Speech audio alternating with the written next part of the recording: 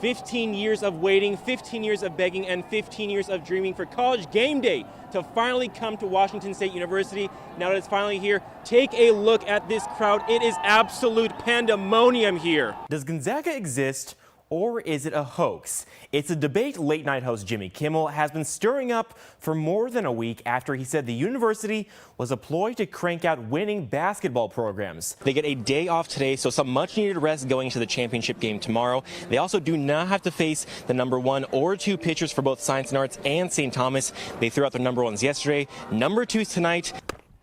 How about a few more? Miss.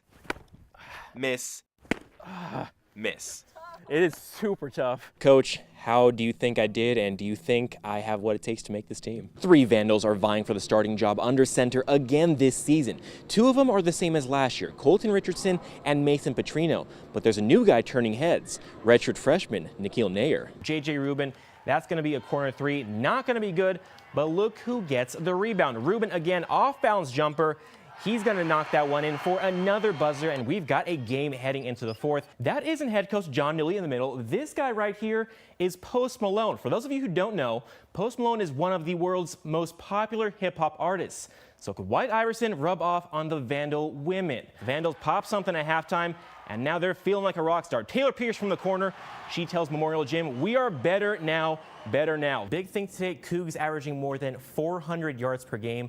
But tonight, just 237. How big of a factor was that snow out there? Now, every player we spoke with today says they all have something to work on before the upcoming draft, even the little details, so they can have the opportunity to have their name called. This time, Clark with a 2-handed finish. This band member sums it up about right for every Zag fan. Oh my goodness. Everywhere you look, he's there. In the stands, and even in the dugout. Glasses, blue shirt, and all, Neeland Pickle is one of a kind. He's like a little brother to all of us. I mean, I love having him. Senior catcher Alex Balter is Neeland's best friend on the team. He's the one that always helps me with stuff. Neeland's relationship with the Bulldogs began in the fall in Athens, Tennessee. My daughter came home and basically was talking about this kid that had to leave school because he had cancer. Neeland has leukemia, cancer that affects the blood and the bone marrow. He's on his 3rd episode. He started off with brain cancer. He was about a year cancer-free when we found out he was diagnosed with leukemia. Then he went through the process and was declared cancer-free again. Around a year ago, the leukemia relapsed. Probably the hardest thing I've had to do as a parent is tell a child who already been through so much that, hey, we got to do it again. It's a tough journey for any person to go on. They're strong, and then there's Neeland strong. They're the words the Tennessee Wesleyan Bulldogs have lived by ever since Neeland's smile first graced them. He thinks I'm his hero, you know, and it's really the other way around. He's there every single practice and game. There's some days we practice at 11 o'clock now just so he has something to do during the day. Once a week every month, Neeland undergoes chemotherapy, and it just happened to land on the same week as the Bulldogs' opening round games. Did chemo at 11 and was in the stands watching us play at 6. Neeland ended up in the dog pile on the pitcher's mound, placed on the team's shoulders, all chanting his name. The Bulldogs surprised Neeland and his dad with tickets 2,000 miles away to Lewiston, so Neeland can watch his best friends try and win a title. And then they get a big trophy. And the team loves their little brother, taking in every single moment with them. It's not like just friends at school, it's like friends for like games and stuff. And Neeland's going to keep fighting and stay Neeland strong. No matter what you face, you rise to the occasion and put a smile on your face and take it on and say, I've got this. And that's what he does.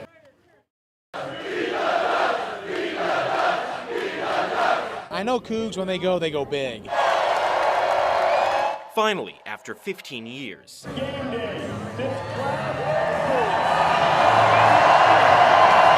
Coug fans can say Old Crimson came home. This place is like Disneyland. Anyone that goes here, they know. Pretty special place to be here. From the signs taking jabs at the Oregon Ducks, to this special moment from game day commentator Lee Corso, putting on the Cougar headgear.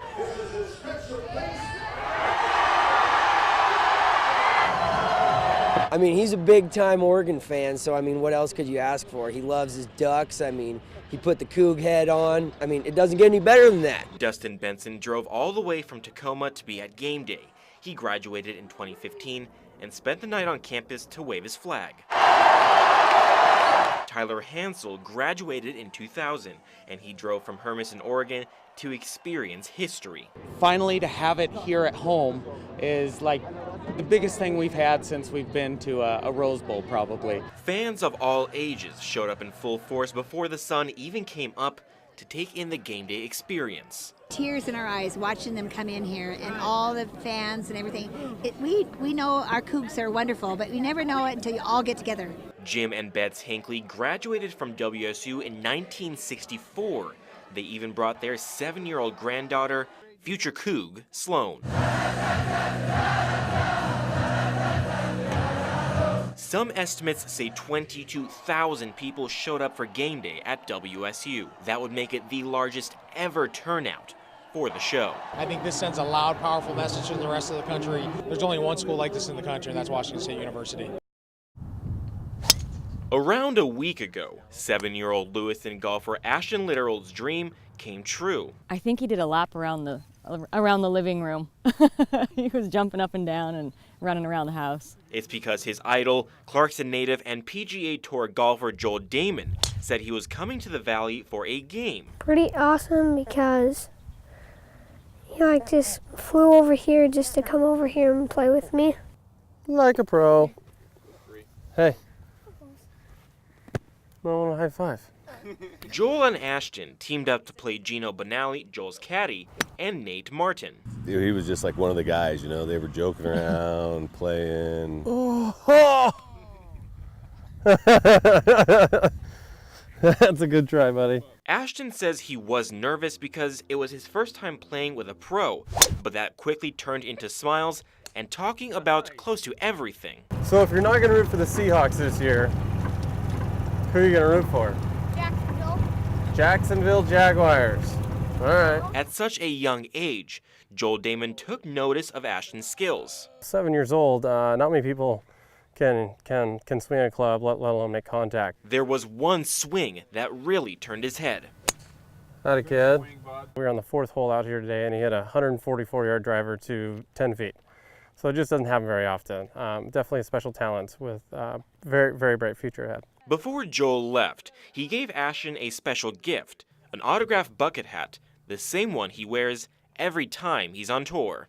So when it's sunny out, he literally wears these kind of hats, and then when I see him on TV wearing one of these, then he told me that I have to put it on. Ashton says every time Joel's on TV, he'll be wearing the bucket hat. Kid, what do we do? Tweet, tweet, tweet, tweet. Armen Araradian. Nice. Smoked it. KLEW News.